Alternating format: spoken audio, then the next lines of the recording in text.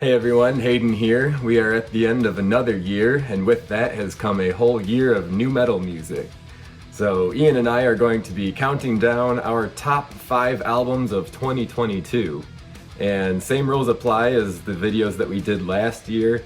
I've not seen Ian's list, Ian has not seen mine, so we are not going to be influenced by each other's rankings. I will post mine first this year since I posted his first last year. And with that, let's get to number 5. Number 5 on my list is Patient Number 9 by Ozzy Osbourne.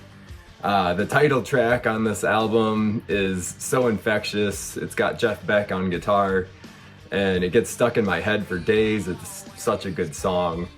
But what I really think is great about this album is the ensemble of musicians. Tony Iommi's here with his riffs.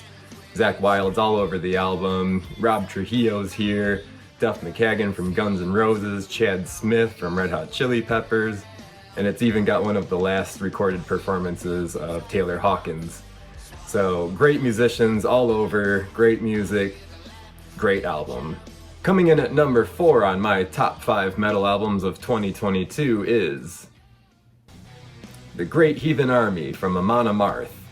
I think this album has everything that Amon Amarth is known for, catchy riffs and just awesome, fun death metal. I think people like to complain that Amon Amarth is too formulaic or every album sounds the same. But to that I say, if you've got a formula that works and you like making it, then why change it? This is just more great Amon Amarth for the world to enjoy. Some notable songs, Hydron is just fun, and I actually really liked The Serpent's Trail. That's the album closer. I think that one is deserving of another listen for people that don't remember it. Coming in at number 3 on my list is Omens from Lamb of God.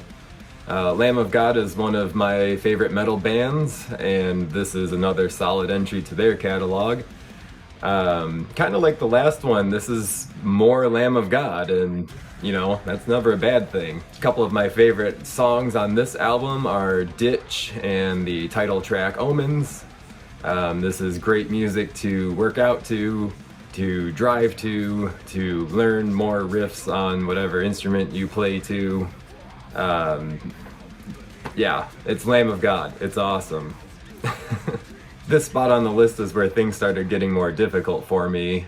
Even the previous 3 albums were hard to rank amongst each other and between other albums that didn't make it onto the list. But this album very narrowly missed being my number 1 for the year. And that album is Totem from Soulfly. This album was kind of a surprise to me. I did not expect it to be as good as it is. Every song is great, the album's great all the way through, and I think that this is Soulfly's best album, and it really reminds me of the early 90s Sepultura sound, and actually I think this could be Max Cavalera's best work since Sepultura. This is going to be an album that I know I'll go back to over and over. It's great. Now before I get to the number 1 spot, I want to do some quick honorable mentions. Pretty much all of these albums were fighting for the number 5 spot on my list for quite a while. They're all great. I'll go through them quick because there's a few. Allegion with Damn Them, Destruction with Diabolical, Jungle Rot with A Call to Arms, Machine Head with Of Kingdom and Crown, and Megadeth with The Sick, The Dying, and The Dead. And you know what, I should probably say Rammstein with Zayat too, that was a good album. But for one reason or another, I felt that the albums that I chose to put on the list were just stronger entries and stronger albums as a whole. Finally, the number 1 spot on my list, my top album of 2022, Nether Heaven from Revocation. Revocation's musicianship is impeccable, and I really think everything is coming together in the way that it needs to here. The vocals, the guitars, the drums, the riffs, the melodies, the guitar solos. This is just a fantastic album, and it's very consistent. I have a feeling that this might also be Ian's number 1, maybe. I know he's a huge Revocation fan. We went and saw them together earlier this year. He even introduced me to Revocation about 10 years ago. And after listening to them for all this time, I really think that Nether Heaven might be their best album from front to back. Some of my favorite songs on the album are Diabolical Majesty, Nihilistic Violence, and Godforsaken. I really think that this is just great music, and if you're a metal fan, you need to listen to this.